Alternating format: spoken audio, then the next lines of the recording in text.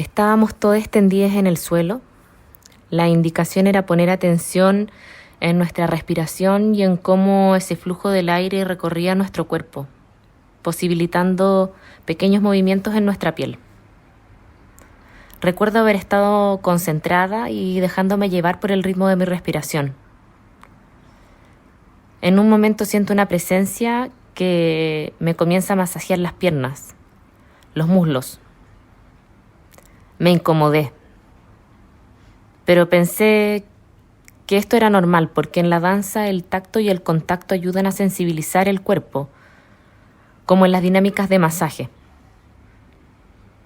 Pero después de un rato su mano fue subiendo hasta llegar a mi pecho. Comenzó a buscar debajo de mi ropa y llegó hasta tocar mi piel. Evidentemente esto me desconcentró del ejercicio y me sentí tensa, nerviosa y asustada. Después de un tiempo, la indicación fue abrir los ojos y explorar la piel en movimiento. Sin embargo, yo ya no quería danzar. Acuerpando, danzas desde el margen. Hola a todos y todas, bienvenidos a un nuevo episodio de nuestro podcast Acuerpando, danzas desde el margen. Hoy vamos a tener un capítulo distinto tal vez de los anteriores. Vamos a estar conversando como siempre, eso sí, con trabajadoras de las danzas. Y quisiera darles la más cordial bienvenida y la más calurosa bienvenida a mi querida amiga Consu y también a Vesna y a Macari para que se presenten y nos puedan contar un poco también de qué es lo que vamos a estar conversando hoy día. ¿Cómo están? Hola, bienvenidos, como decía ahí mi compañera Flor, a un nuevo episodio de Acuerpando. Hoy es un capítulo muy especial porque vamos a estar conversando sobre situaciones que suceden en los espacios de las danzas, que yo creo que todas hemos sido parte de esas situaciones, que vamos a ir escuchando ciertos relatos. Por eso estamos muy felices y también agradecemos mucho la presencia de nuestras invitadas hoy, porque sabemos que son temáticas no fáciles de conversar y de compartir. Así que les damos la bienvenida a Vesna y Macari. Muy bacán tenerlas aquí en este nuevo episodio de este programa podcast que está queriendo llegar a todos los lugares del mundo. Entonces, nuestra primera invitada, Vesna, investigadora de danzas y bailarina, profesora de danza por la Universidad Arcis, estudia la maestría en Estudios Culturales de América Latina de la Universidad de Buenos Aires. Dirige y organiza seminarios y clases sobre danzas, género y colonialidad. Es columnista de revista Hiedra y bloguera en fusadanza.blogspot.com. Sus ensayos han sido publicados en revista A Dance 2021 de la Universidad de Chile, El Libro de la Danza Chilena, Santiago 2019, Segunda en Retrospectiva, Buenos Aires 2018 y Lecturas Emergentes sobre Danza Contemporánea, Santiago 2015. Hola, ¿qué tal? ¿Cómo están todas? Bueno, saludo. Muy contenta de estar y con mucha energía vibrante para encarar este capítulo que vamos a co-construir hoy. Bacán, bienvenida, muchas gracias por estar aquí con nosotras conversando. Como decía Consu, es un capítulo muy especial. Y le vamos a dar también entonces la bienvenida y un saludo a Macari, que también va a estar participando de esta entrevista, de este encuentro. Macari es activista maricona, rapera, cantante Macari Flow, es educadora de danzas y ritmos afroperuanos y afrolatinos, gestora cultural, percusionista, compositora, danzante y trabajadora social. Es sobreviviente de violencia sexual, se ha dedicado al activismo y socioeducación, sensibilización y problematización de las violencias estructurales y cotidianas en niñas, mujeres, disidencias sexuales y devastación de la tierra. Bienvenida, Macari. ¿Cómo estás? Hola, chiquillas, ¿cómo están? Qué bacán, muchas gracias por generarnos este espacio tan importante y tan tabú también, que es conversar sobre las violencias en los espacios de las danzas, sobre todo siendo todas cuerpos feminizadas, asignadas mujer en esta sociedad patriarcal, donde tenemos que lidiar todos los días con la violencia, pues. Así que muy importante me parece generar espacios de amorcito y de reflexión en torno a esta temática. Gracias. Muchas gracias. Bueno, como estuvimos ahí escuchando nuestra introducción de este nuevo episodio, eh, vamos a estar conversando con relación a las violencias patriarcales en las danzas, sabiendo que estos espacios tampoco están exentos de estas prácticas. Entonces, vuelvo a reiterar que muchas gracias por querer abrir con nosotras estas conversaciones y esperamos también que para quienes están escuchando este capítulo podamos ser un canal para esas experiencias y también encontrar formas juntas de ir resistiendo, estrategias en realidad de resistencia para estas prácticas en los lugares en los cuales danzamos. Sí, sin duda, conociendo un poco más de qué es lo que nos convoca aquí también. Yo creo que, bueno, como les contábamos también y como, introducíamos un poco nuestro relato ficcionado, nos aparece un poco la pregunta sobre, más allá que revivir un poco, ¿no?, los relatos y las experiencias de violencia sexual, más bien queremos levantar un poco la pregunta cómo creamos momentos seguros en espacios de danza para realizar nuestras prácticas, sobre todo reconociendo las danzas como prácticas sensibles, donde elementos y actos como el tacto se hacen presentes y fundamentales, donde siempre estamos en práctica en relación con otros, donde estamos bailando con otros, siendo la danza entonces una práctica un poco, bueno, no un poco, sino que permanentemente en relación. ¿De qué manera creamos momentos seguros en espacio de las danzas y cómo nos hacemos cargo cuando el espacio no se hace seguro? Abre un poco la reflexión para todas, para que parte ahí quien se sienta cómoda para poder hablar al respecto.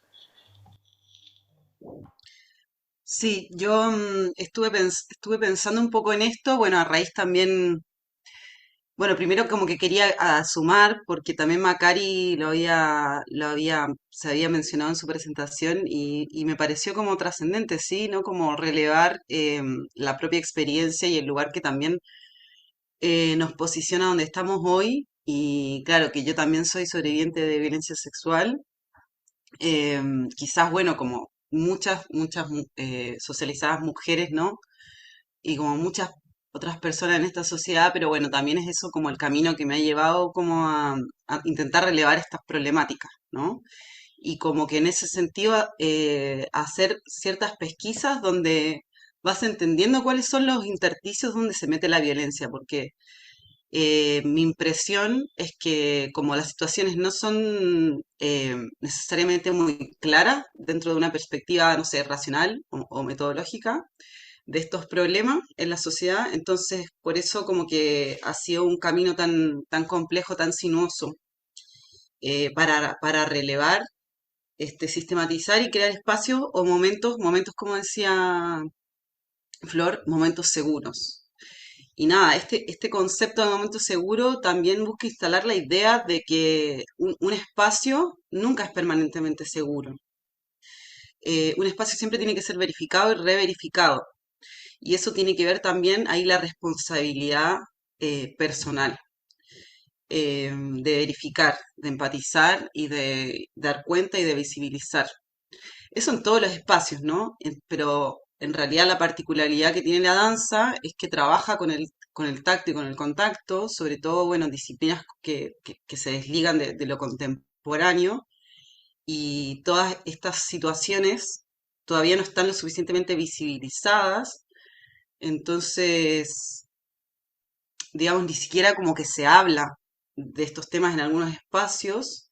Entonces se subentiende que este contacto es consentido, primero, y se subentiende que en este contacto no hay interacción sexual. Cuando el cuerpo es socializado como sexual de forma permanente, digamos, es muy difícil cortar la interacción social atravesada por una norma, digamos. Quizás casi nunca se corta. Entonces, como a partir de esa conciencia, creo que se puede instalar la posibilidad de un momento seguro.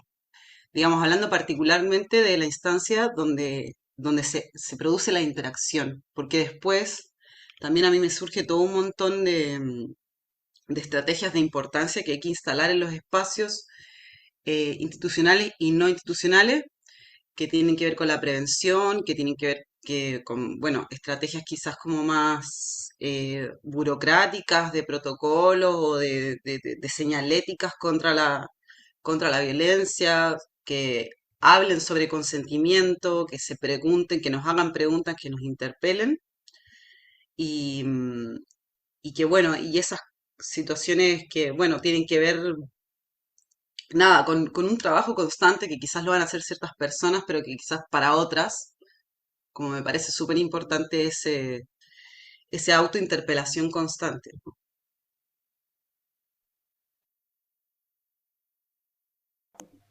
Macari, Sí, ¿cómo te toma a ti esta pregunta? sí, pienso que tiene como muchas aristas por la forma de enfrentar la violencia. Pienso que en primer lugar, como que lo más importante es creer en el relato de las personas que son agredidas. Como, siento que como una premisa muy mínima y muy básica es que cuando una persona dice que fue agredida, creer en la palabra de la persona que fue agredida. Eso como primera instancia. Siento que es muy importante reflexionar, como en mi experiencia fue muy significativo encontrarme con personas y con otras mujeres y lesbianas y cuerpos disidentes que son feministas también, y donde nos hemos replanteado estas temáticas de la violencia, donde nos estamos preguntando qué me hace sentir incómoda. Siento que es un trabajo de autoconocimiento también, que esto no lo podría haber vivido sin el acompañamiento terapéutico. Para mí ha sido muy fundamental y significativo también las terapias psicológicas, la biodecodificación, las terapias de péndulo, distintos tipos de terapia que me han ayudado también a conocerme y a identificar cuando para mí es violento, porque hay un montón de situaciones que se normalizan y que no se identifican como violentas. Entonces creo que eso es muy importante, como tensionar y conversar, reflexionar, instalar en los espacios, como decía también mi compañera Beth, institucionales y no institucionales, cuáles son las violencias. Y lo que para una es violento puede que para la otra persona no, pero si para mí significa tal la violencia, creo que eso es muy importante. Porque ¿qué pasa? Que se relativizan mucho por los discursos de las personas que han vivido violencia, se les niega, se revictimiza, se busca mucho también buscar a los agresores para escuchar sus relatos. Siento que esto no contribuye en nada también a las personas que han y hemos vivido violencia. Entonces, siento que también una estrategia que me ha ayudado en los espacios y que nos ha ayudado es preguntarle a la persona que ha vivido violencia qué necesita, primero que todo, porque hay muchas estrategias y formas también de gestionarla. Entonces, pero algo transversal, como una práctica transversal que yo he observado, es que se aleje al agresor del espacio. Como, eso es como lo primero, que se intente alejar, ya sea a través de una denuncia jurídica, ya sea a través de una conversación, etcétera. Pienso que eso es muy importante. Y me gusta también que se hable de momentos seguros, porque claro, como todas las personas que habitamos este mundo heteropatriarcal y colonial, estamos muy dañadas, nos hace practicar a veces violencias. Entonces creo que, claro, espacios seguros al 100% no existen. Pero, bueno, sobre todo también si hay, por ejemplo, heterosis que son potenciales agresores. Entonces me gusta también que no se hable de espacio seguro, sino de momento seguro. Y para eso yo creo que también es muy importante hablar de consentimiento, hablar de límites. Eso creo que es muy importante. Muchas gracias ahí por esas primeras palabras con relación a cómo podemos, bueno, qué es esto de los momentos seguros, ¿cierto? Yo creo que también es eso, es algo muy importante que queremos levantar acá junto a ustedes, esta idea de cómo constantemente vamos construyendo esos momentos seguros en cualquiera de los espacios en los cuales nos vinculamos, ¿cierto? Y en ese sentido queríamos preguntarles en base a sus experiencias, ¿qué fue lo que ustedes eh, vieron quizá o cómo al momento de darse cuenta que estaban eh, viviendo una situación de agresión, ¿cierto? ¿Cómo fue esa experiencia para ustedes con relación a lo colectivo? Como el tener también quizás como el empoderamiento, un poco como de decir basta y de entender que es un lugar también para decir que no, ¿cierto? ¿Y cómo fue esa experiencia con relación a dar ese paso? Yo creo que es algo que quizás muchas personas de las que nos pueden estar escuchando no saben todavía cómo reaccionar, cómo hacerlo, cómo apañarse entre las mismas personas que están en ese espacio, en ese momento. Entonces, quizás sería bonito y importante saber un poco como más concretamente de sus experiencias al momento como de reconocer y decir basta, como decir hasta aquí y desde aquí me organizo de otra forma, eh, con, convoco a mis compañeras para sentirme segura, no sé, como que sería, las invito como, obviamente si es que quieren, hablar sobre eso un poquito. Bueno, a mí me pasa que también es un proceso de largo aliento. Quizás, bueno, quizás Macari también va a expresar lo mismo. Bueno, no sé, pero mi experiencia en particular, por ejemplo, data de hace muchos años cuando todavía, bueno, no tanto, tampoco me voy a poner el carnet de señora, pero de, de el año 2006. Y nada, y en ese momento como mi estrategia de sobrevivencia fue como bastante intuitiva nomás, como yo me salí del taller de danza y medio que ni siquiera entendí por qué, como bueno, me voy de acá, no participo de la muestra final, nada. Entonces, un poco ahí yo creo que me sentí mucho tiempo bastante sola, y porque también, claro, era una problemática que no se hablaba, y que tampoco, bueno, ahí existe un proceso de concientización.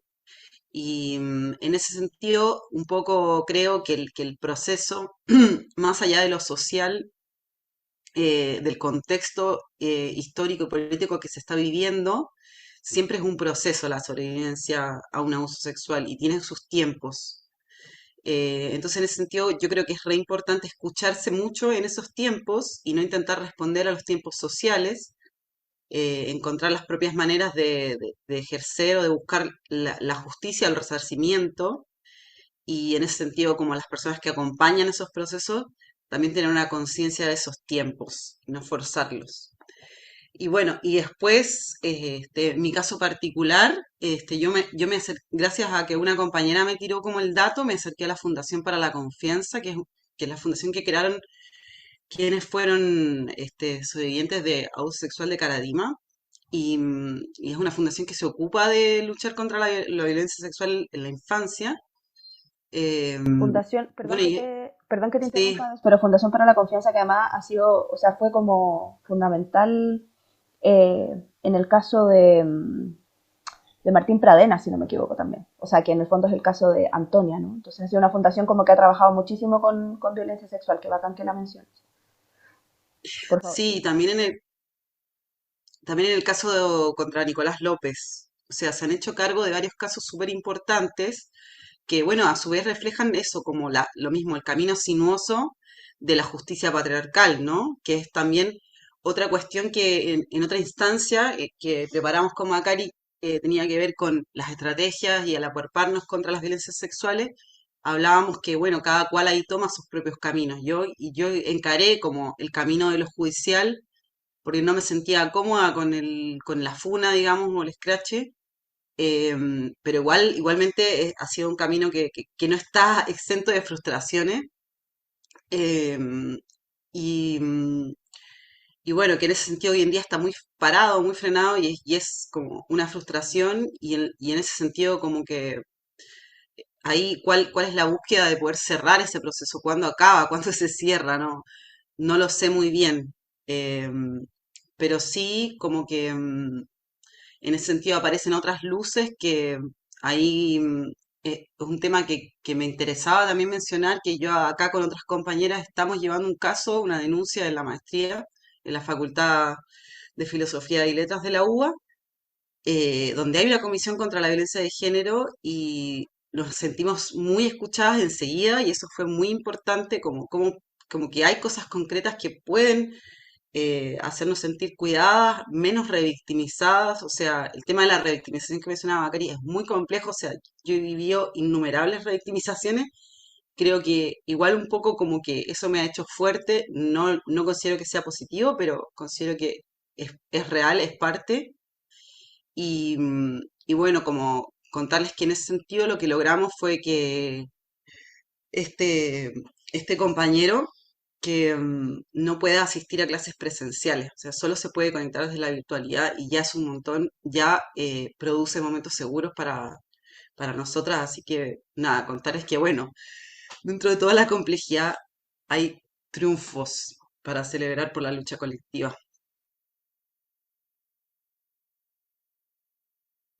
No, y gracias, Beth, por contar esta situación. Qué bacán que se haya logrado cambio, como que me emociona igual. Y qué importante lo que dices, como poner ese límite, ¿cachai? Poner ese límite a quien agredió y respetar el espacio de la compañera agredida creo que es fundamental. Como yo me acuerdo de un fanzine que leí hace muchos años que decía que cuando abres la puerta a un agresor, le cierras la puerta a la persona agredida. Y eso pasa un montón, po, que por querer apañar y escuchar y justificar el relato y los discursos de los agresores, las chiquillas son las que se terminan y nos terminamos restando de los espacios, son las que dejan de ir, son las que se terminan aislando. Entonces es una violencia también que llega de vuelta que es muy brutal.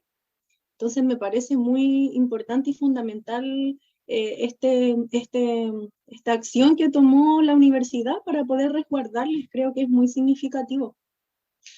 Y claro, la violencia pienso que es difícil además identificarla porque hay estudios que hablan que la conciencia del humano, de la humana, se demora a veces hasta 7 años en poder identificar un episodio de violencia. Yo también viví un abuso que no tiene que ver con la danza y me demoré más de 7 años en poder identificarlo y significarlo como abuso. Yo estuve trabajando durante otro abuso muchos años y después de otros años apareció este otro que no lo había significado como tal y nada, la mente se protege, es complejo cómo funciona y creo que al igual que la vez que es fundamental la escucha, como la primera acogida o el primer momento cuando tú puedes abrirle tu corazón y tu ser a alguien para contarle lo que te pasó. Creo que es muy, muy importante que ese recibimiento esté exento de juicio, que no te cuestionen, que como el hermana yo te creo que esa también consigna es muy, muy, muy significativa porque genera como que abre la oportunidad para un proceso de acompañamiento. Creo que eso es muy importante. Quisiera tomarme, Macari, de varias cosas de las que dices para también como continuar la conversación un poco, sobre todo tomando en primer lugar que mencionas como la experiencia subjetiva también, de algún modo siento, de lo que significa el abuso y la violencia, y lo otro, el tiempo que toma en significarlo como tal. Y creo que mencionas algo muy clave que tiene que ver que la mente se protege, ¿no? Entonces, claro, la mente se protege, hay un contexto que suele proteger a los abusadores, que es un contexto social, político, estructural, ¿cierto? Contextual finalmente, o sea, como que es una cosa, la violencia patriarcal es estructural, entonces es un continuo finalmente. Y, y desde ese mismo lugar, como que quisiera preguntarnos también, como cuáles son las estrategias que desde las danzas tomamos en la línea de acuerparnos, ¿no? Ante los abusos y ante las violencias sexuales, como tú ya mencionabas algunas cosas, Macari, que tiene que ver con el acompañamiento terapéutico, eh, que tiene que ver también con creer el relato de la persona abusada, pero también como preguntarles un poco otras estrategias que van apareciendo. ¿Cómo nos acuerpamos finalmente frente a las situaciones de violencia en los contextos de las danzas?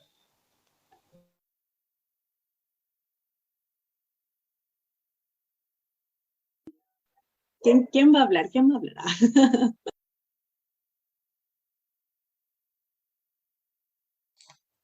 Dale, Macari. Sí, es que pienso que y siento que bueno, son múltiples las estrategias, creo que se están rehaciendo todo el tiempo Y bueno, creo que es fundamental generar espacios sensibles en torno a la corporalidad, como que eso es lo primero, siento, como que se generen, que los espacios de danza promuevan el autoconocimiento, que tengan también ojalá como perspectiva de género que se llama, o perspectiva feminista, donde se pueda tener conciencia del consentimiento y de los límites, que por ejemplo te pregunten, como algo tan sencillo como preguntarte, ¿te puedo tocar acá? Que no solo lleguen y te expliquen, porque además siento que la violencia, como es tan transversal, también se cruza con la misoginia, se cruza con el gordo odio también, donde muchas veces acceden a tu cuerpo y juzgan tu cuerpo de tal o cual forma. Entonces pienso que una de las estrategias puede ser eso, como dije, como tener perspectiva feminista en las prácticas de danza, tener perspectiva de conocimiento, de límites.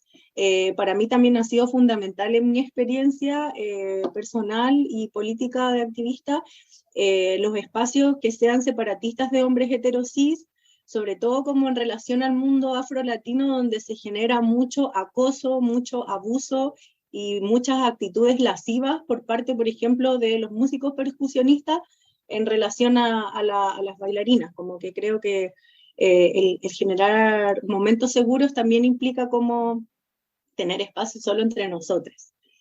Bueno, hay muchas formas más por ahora, como que quiero compartir eso. Claro, como que también siento que esta pregunta habla un poco de cómo, de hacer ver cómo es la cultura de relacionarnos en las danzas, ¿no? Bueno, cómo nos relacionamos, ¿no? Y en eso, bueno, como que hay distintos espacios que tienen diferentes características, como por ejemplo el que mencionaba Macari de los ritmos afroperuanos, dijiste, creo. Ah, claro, afro-latino es un poco más amplio, pero sí también. Ya, bacán, tuve como una amnesia temporal. Pero bueno, claro, como que esos espacios tienen determinadas características donde incluso están cosificados los roles, ¿no? Como que todavía es muy, bueno, los varones los que tocan la música, las mujeres las que bailan, ¿no? Entonces, como que ya esos roles estructuran una forma de relacionarnos y de esa relación estructura también cuáles son como las expectativas de esa relación, ¿no? Como, bueno, la mujer bailarina, este cuerpo bailarín al que se le admira, al que se le, al que, al que se le puede como mirar y, bueno, sexualizar de alguna manera, socializar sexualizadamente a través de la danza. Que eso ya es como una problemática que yo siento que arrastra la complejidad de la danza, que es, bueno, vamos a trabajar con y sobre el cuerpo, y el cuerpo es la materia de la escena, y el cuerpo es el que me transporta a una experiencia estética, digamos. Bueno, entonces, ¿cómo nos relacionamos con esa experiencia estética sin atravesar los límites de ese cuerpo, ¿no? Porque tanto una experiencia no, como de los ritmos afrolatinos como en un espacio, no sé, más contemporáneo o moderno o de ballet, ese cuerpo está expuesto, está vulnerable, digamos, a la creatividad. Entonces, ¿cómo lo vulnerabilizo, pero a la vez que sin estar totalmente expuesto, digamos? Como por ahí siento que pasa la pregunta, como bueno, desarmemos la manera en que pensábamos que teníamos que crear, porque ese cuerpo, por ejemplo, en procesos de creación y composición, no puede estar ahí abierto y dispuesto y disponible para todo lo que se le ocurra a, no sé, a la persona que dirige o al colectivo o etcétera. Em, entonces, bueno, creo que un poco todas estas interpelaciones que creo que, bueno, que van a atravesar quizás han atravesado nuestros capítulos, como que creo que interpelan sobre la pregunta de base de, bueno, ¿qué es la danza? ¿Cómo queremos que sea la danza ahora? Eh, creo que se meten un poco ahí en esa profundidad. Y bueno, un poco es lo que estamos construyendo hoy, ¿no? Queremos que la danza sea un espacio donde nos preguntamos sobre los límites de los cuerpos de la otra persona, donde nos preguntamos sobre los propios límites, donde co-construimos esos límites. También me gusta mucho esta idea de crear espacios como separatistas, pero bueno, eso también, claro, como que hay que ver cómo funciona eso en los distintos espacios, ¿no? Porque tienen diferentes características. Por ejemplo, como los espacios contemporáneos, qué sé yo, no es que están plagados de hombres heterosis, como que tienen otras características y bueno, ¿cómo nos relacionamos con esas características, no? Bueno, un poco por ahí, pienso.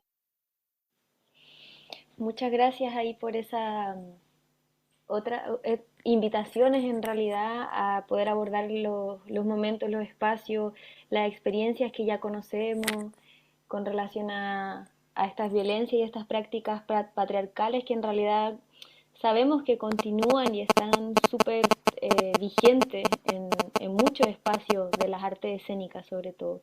Y yo creo que igual ahí aparecen varias reflexiones también con relación a cómo estas prácticas pedagógicas igual pueden reconstruirse y transformarse, en donde también esta idea como de la jerarquía, ¿cierto? Que a veces pasa mucho, que a propósito de estar delante de un proceso pedagógico, entonces tengo la licencia o permiso de poder hacer lo que quiero sin ese consentimiento y sin ese límite hacia la otra persona. Entonces, qué importante es también cambiar nuestras pedagogías con relación a las danzas y por otro lado desapegarse también de las impunidades que sabemos que Chile como país también tiene súper arraigado, ¿no? Como que al final es un secreto a voces muchas veces lo que sucede, pero el personaje continúa ahí deambulando, continúa ahí generando esas mismas incomodidades en ciertos lugares. Entonces también yo creo que por ahí viene otra pregunta de qué otras estrategias tenemos como para poder eh, ser más de las personas que se quedan más que de las personas que se van, ¿cierto? Que en un momento ahí Macari también nombró eh, esa situación que muchas veces las personas que son agredidas son las que finalmente terminan alejándose de los espacios, terminan dejando de, o sea, quitándole esas ganas de aprender incluso sobre estas danzas. Entonces, no sé, yo creo que es un camino que están dando hace mucho rato, pero es muy profundo porque entra en unas sensibilidades también bien íntimas de cada una. Así que por eso muchas gracias como por compartir con nosotras estas reflexiones y estas experiencias. Sí, que importante lo que decías. Pienso que es fundamental para lo que planteas, dejar de generar esa cofradía como, y esa complicidad que existe con los hombres heterosis y como creerle más a las compañeras, como escucharnos más, apiñarnos más. Creo que son actos igual que parecen sencillos, pero que claro, que en el fondo no lo son tantos porque existe una cultura tan normalizada de la violencia y de la violación que claro, que siempre se prefiere como seguir aguantando al funao que creerle a la compañera, ¿cachai? Y tildarla de que le da color, de que está exagerando, de que por qué, de que no fue así. Y claro, y en ese sentido también la FUNA sirvió como una estrategia, las acciones jurídicas también, como no sé, la autodefensa feminista también, como la agresión directa como respuesta también es otra forma, los procesos terapéuticos individuales y colectivos, creo que son varias las herramientas. Los protocolos también en torno a la violencia, la prevención y a la reparación, y creo que también hablar de reparación creo que también es muy importante, porque también siento que es un aspecto y una arista de la violencia que no está tan abordada, ni siquiera desde las mismas instituciones. Invierten muchos recursos y generan muchos planes, programas que se enfoquen en la reparación de las violencias. Entonces creo que para eso es fundamental también la manada, como la manada, el piño, las amistades. Creo que es muy, muy, muy importante. Eso quería agregar.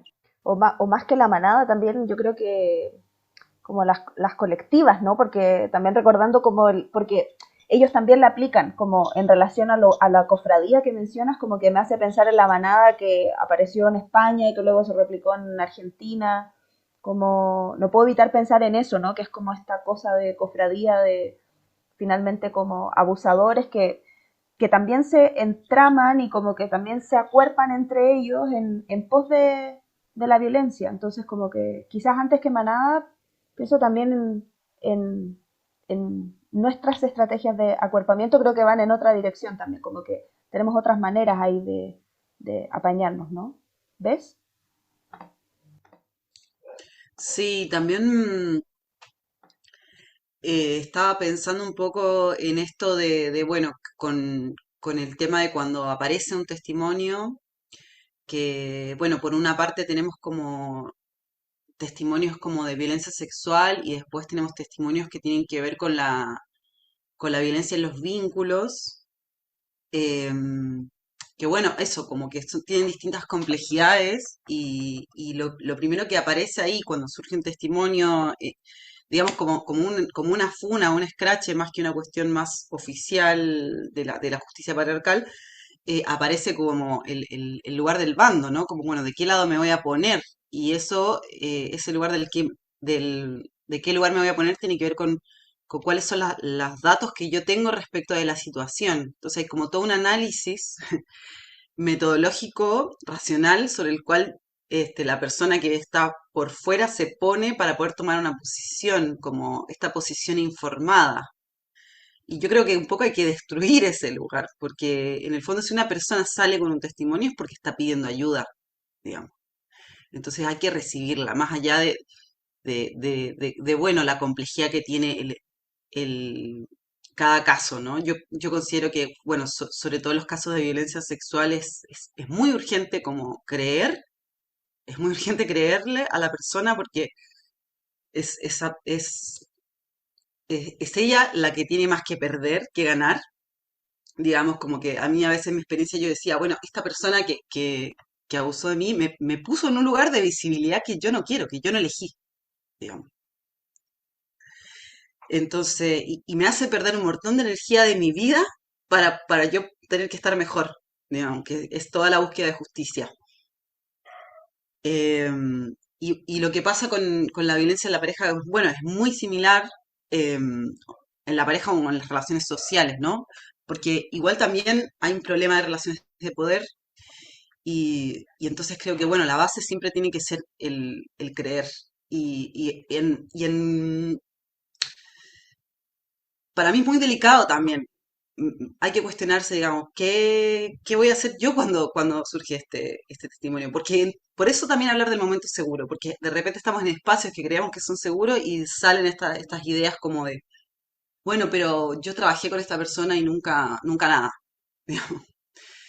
Y la verdad que eso me parece como un argumento, porque por poco decir absurdo, porque ya eso, como volver a repetir, es muy difícil salir con un testimonio afuera, en un ambiente también que todavía es muy pequeño. Entonces hay mucho que perder. Entonces en ese sentido como que creo que es muy importante, claro, como que el acuerpamiento colectivo, si bien quizás no, a veces no tiene las características bueno, yo me siento en colectividad, sobre todo en este mundo hoy en día como tan híbrido y bueno, yo me muevo para acá, para allá, estoy en la virtualidad con cierta gente, creo que el acuerpamiento tiene que ver con eso, como, bueno, cómo yo me hago a mí misma la pregunta sobre qué estoy haciendo yo para contribuir o para ir en, o sea, o destruir esta cultura abusiva y patriarcal en la que vivimos. Muchas gracias. eh, de verdad, chiquillas, muchas gracias ahí por compartir, porque es como dice Bes, finalmente quienes están mucho más vulnerables y expuestas son aquellas personas que deciden hablar y deciden contar el relato de lo que ha significado este tipo de agresiones en espacios de las danzas, sobre todo cuando sabemos que es un núcleo súper chico, independiente de que haya un montón de danza, eh, sabemos que todavía es un universo bien mucho más pequeño, entonces no sé, es difícil, yo creo que es muy difícil y se necesita mucho coraje también para poder enfrentar esta situación y por sobre todo se necesita mucho acompañamiento y como decían ustedes, también este acuerpamiento colectivo que esté sustentado en creer, en la confianza y en mantenerse juntas para poder reparar estas situaciones, Por eso muchas gracias como por estos testimonios. No sé si ahí mi compañera Flor quiere dar unas últimas palabras, porque ya estamos llegando al término de este episodio de Acuerpando Danzas desde el Margen. No, solamente agradecerles muchísimo de poder levantar esta conversación, quizás mencionar también que, no sé si lo habíamos dicho, pero además, bueno, anunciamos que era un capítulo especial porque Vesna y Macari forman parte del núcleo central, la formulación de este proyecto. Entonces nos parece muy importante haber levantado esta conversación entre nosotras. Creo que también es esta una estrategia de acuerpamiento y de colectivización de nuestros sentires. Así que nada, estoy dentro de lo que se puede y de todo lo difícil que es hablar también de algunas cosas.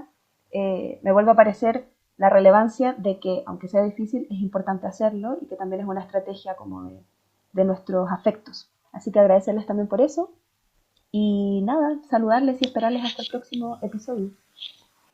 Y que por supuesto esperamos que todo lo compartido continúe expandiéndose en sus prácticas a quienes nos han estado escuchando, que ojalá este capítulo también haya servido para sentirse acompañadas, ¿cierto? Para sentir también que no estamos solas, no estamos soles, que ese coraje puede ser también colectivo, así que les invitamos obviamente a seguir moviendo estas reflexiones, a continuar como abriendo estos espacios de reflexiones, sobre todo para crear momentos seguros.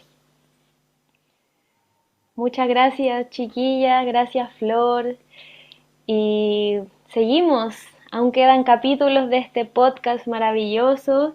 Aquí somos un equipo que puro está queriendo nutrir más nuestras reflexiones con relación a las danzas, así que hasta la próxima.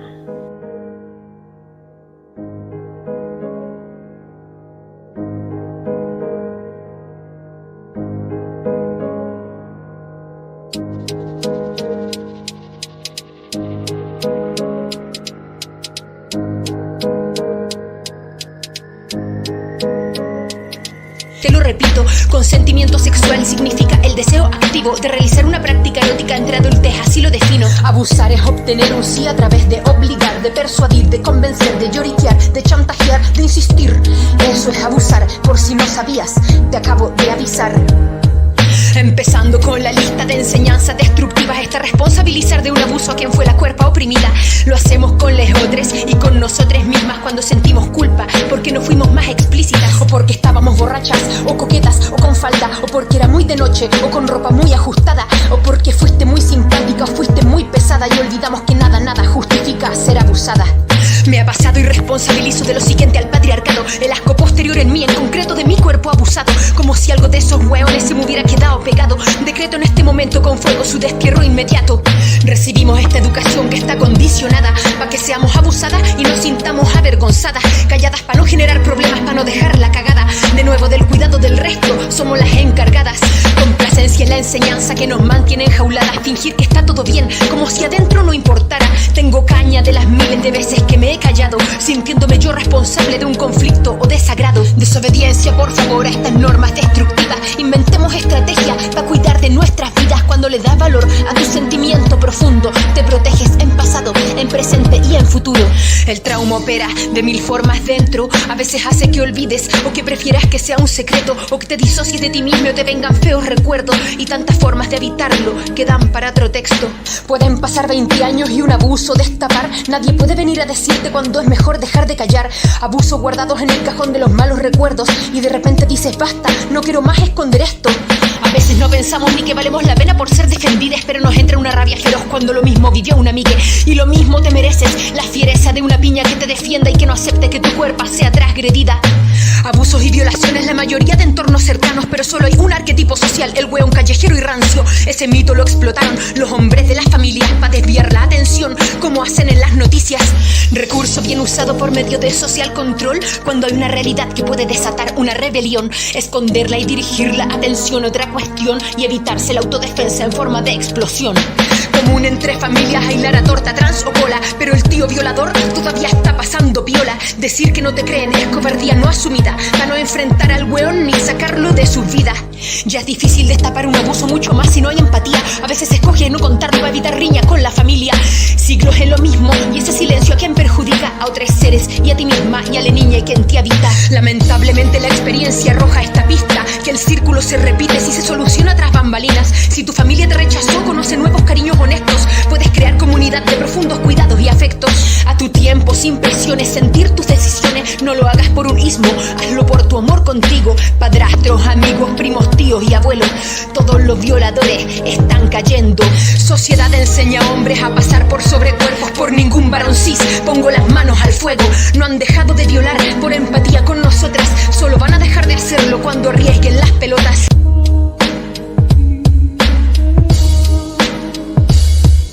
Es importante primero enfocarte en ti para tus heridas curar. Protegerte es parte de amarte de forma incondicional. Y enfocarte en curar tu corazón, sexualidad, tu cuerpo y tu mente. Aprender de lo vivido y hacerlo permanentemente.